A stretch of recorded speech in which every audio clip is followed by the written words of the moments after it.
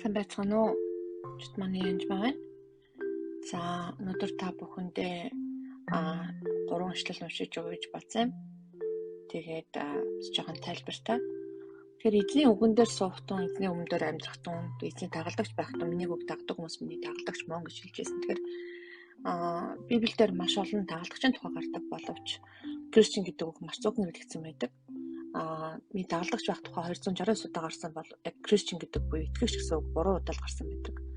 Тэгэхээр бид нар ихэнх хүмүүс би бол Кристиан мөн гэж ярьдаг боловч яг дагалдагч байх тал дээр сайн судаггүй байгаа. Яавал дагалдагч болт юм бэ тэгвэл бид нарыг Иесус дагалдагч бэлдээрээ дагалдагч байх тун follow me намайг дагтун гэж надад хэлсэн байдаг.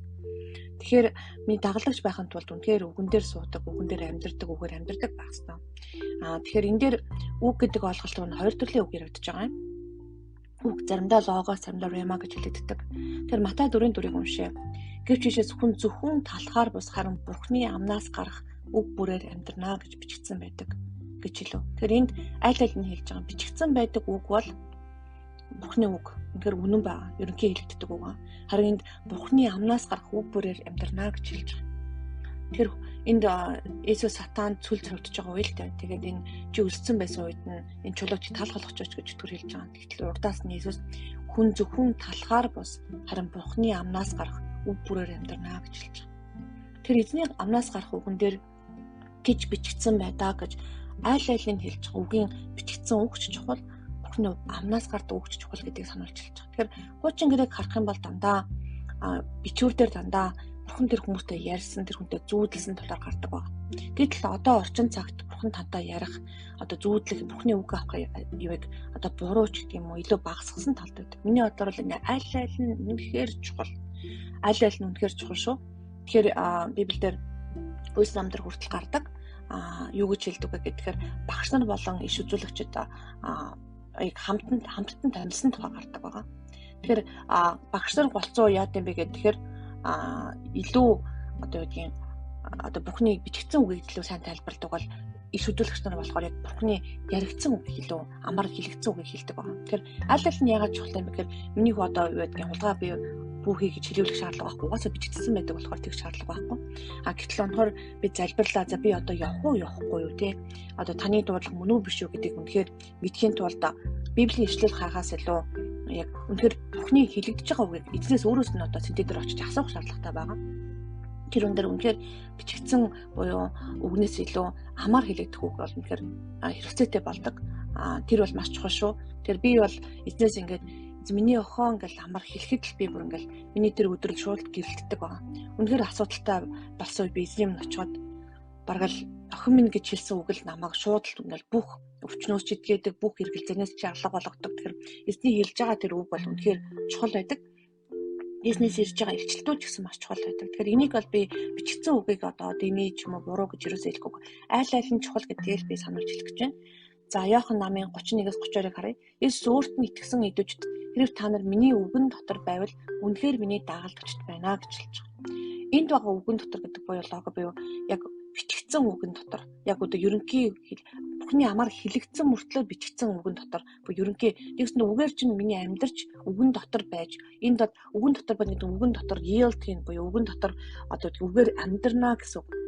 Тэхийн болол миний дагалдагчд байна гэж. Тэгээд та нар үннийг ойлгож үнэн та нарыг чөлөөлнө. Үнэхээр үгэн дотор амьдрах үед бидний эзэн чөлөөлдөг байгаа.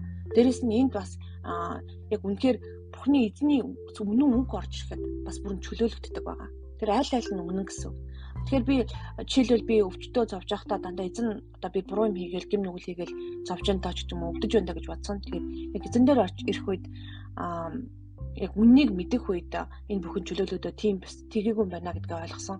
Жишээл зарим хүн ингээд тайлбарладаг л да энэ Библиэлд ингэж байгаа учраас одоо энэ өвчин чинь бол Бурхнаас ирж байгаа ялангуяа ковидыг одоо эзэн зөвшөөрсөн байж болно. Гэтэ эзнээс үү биш үү мөн үү гэдэг бизнес асуусан чи эзэн бүр шууд уртаа суурлан гэж бүр амар загс би бүр чичирсэн тэр дууг нь сонсоо шууд чичирсэн. Тэгээд тэгвэл би ковид хэрвээ эзнээс бол би ковидтай хүний эсрэг залбирч чадахгүй шүү дээ. Харин эзнээс биш бол би тэрний ковидыг ковид эдгэр гэж залбирч чадна гэсэн үг. Эзний эсрэг хэн зогсож чадах вэ? Тийм учраас энийг мэдэх явдал маш чухал бас. Зарим хүн одоо жишээлбэл ковид тусах нь одоо эзний хүсэл учраас тусч байгаа. Энэ хүн ингээд өвдөд өгөхөнд хамаагүй бүү залбирч гэсэн хүн бүртэл байсан. Би тэгээд бүр гайхаад ингээд одоо Иремая намнаас шийдэж татаад энэ бүх одоо цар тахал энэ чинь бүхэн энэ хийж байгаа гэж манай Библиэд тэгжсэн байгаа.